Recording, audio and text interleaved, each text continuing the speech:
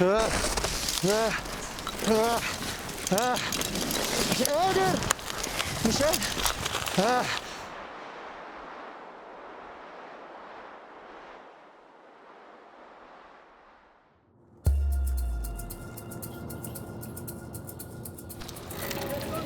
أنا كنت قاعد على الإنترنت ولقيت مكتوب كده في الصفحة كده احلم، وما يعني فودافون هتحقق حلم 10 في العالم.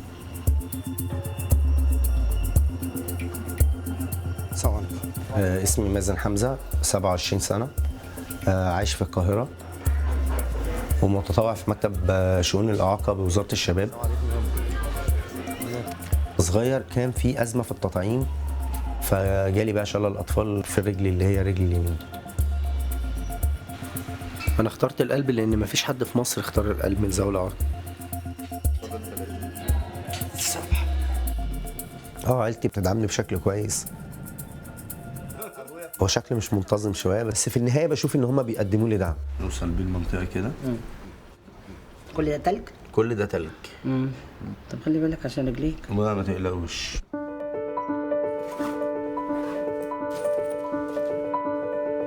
انا ما اعرفش هي التلج ده هيبقى عامل ازاي، يعني هو هيبقى زي الرمله ولا هيبقى زي الاسفلت، وخوفي كله اني مثلا اتزحلق اقع بقى في مهب الريح. احمد ابن خالتي هيبقى وجوده مهم، والاهم ان هو هيبقى دافع معايا كده قوي قوي.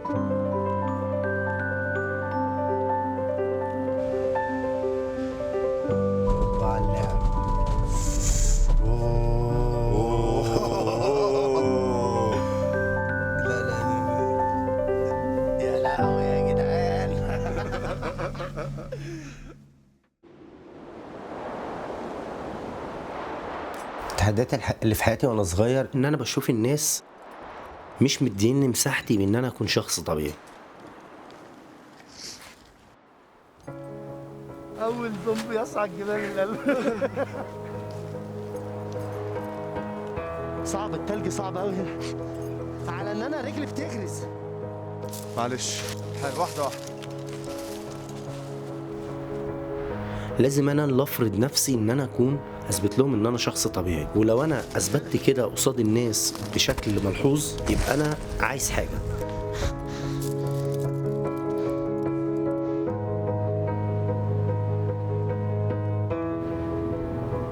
انا جسمي فيه جزء ضعيف كبير جدا، بس انا عندي عقل بقول الحمد لله، هو ربنا خد حاجه واداني حاجه.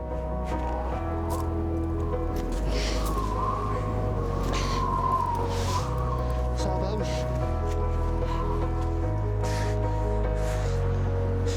التلج هنا ما بيطلعش. معلش.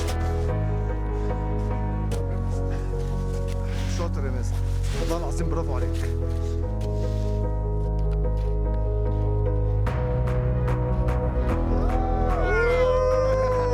الحمد لله انا راضي عن اللي انا عملته. طبعا علشان بالنسبه ان انا عندي اعاقه في رجلي، فدي كانت حاجه صعبه جدا باختلاف حد تاني. من جوايا انا وصلت للقمه. الو، ايوه يا ماما، ازيك عامله ايه؟ الحمد لله كويسين، ناقصين ناس وجودك. بقول لك انا اهو على الجبل اهوت وكل حاجه تمام. لو انت صغير ما كنتش قادر تقف على رجلك، دلوقتي بقت فين؟ وصلت فين؟ احمد ربنا. الحمد لله الحمد لله. وعايز الناس ما عندهاش حاجه مستحيله، وعايز يبقى في اصرار على اي حاجه انت بتحلم بيها. كل اللي في حلمه حاجه يعملها، ما تخليش حاجه توقفك.